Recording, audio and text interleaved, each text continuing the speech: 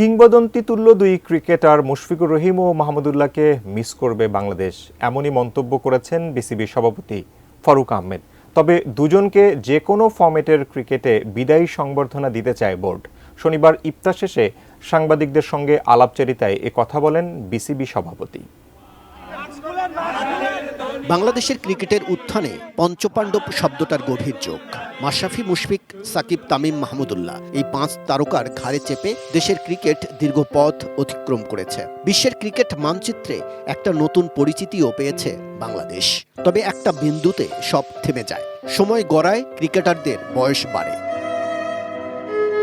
22 গজ আগেই ছেড়ে দিয়েছেন মাশরাফি, তামিম। কয়েকদিন আগে মাহমুদুল্লাহ আন্তর্জাতিক ক্রিকেটকে বিদায় জানান। এর আগে মুশফিক ওয়ানডে থেকে বিদায় নেন। সবুজ গালিচায় পা না ফেলে সবাই বেছে নেন সামাজিক যোগাযোগ মাধ্যম।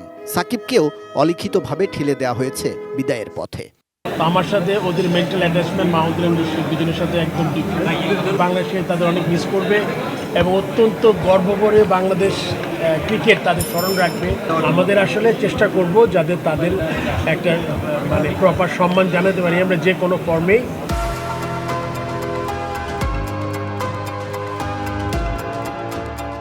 চ্যাম্পিয়ন্স ট্রফির পর ঘরোয়া ক্রিকেট নিয়েই ব্যস্ত সবাই। সামনে জিম্বাবুয়ে সিরিজ। তবে ফিল সিমন্সকেই কোচ হিসেবে রাখা হবে কিনা সিদ্ধান্ত হয়নি। নাজমুল হোসেন শান্ত ছেড়ে দিয়েছেন টি-20-র অধিনায়কত্ব।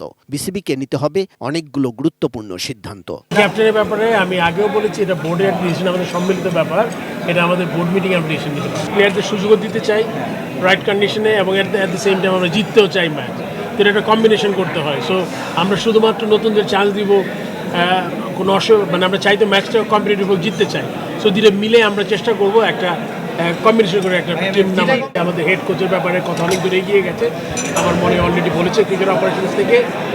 অ্যান্ড আমরা এখন যে জায়গাগুলো আমাদের খালি আছে ওগুলোতে আমরা কোচ করছি। রাজধানীর এক হোটেলে শনিবার ইফতার মাহফিল আয়োজন করে বিসিবি, যেখানে সাবেক ও বর্তমান ক্রিকেটার, ক্রীড়া সংগঠক, বিসিবি কর্মকর্তা ও সাংবাদিকরা উপস্থিত ছিলেন। কাজল রায়, এটিএন নিউজ, ঢাকা।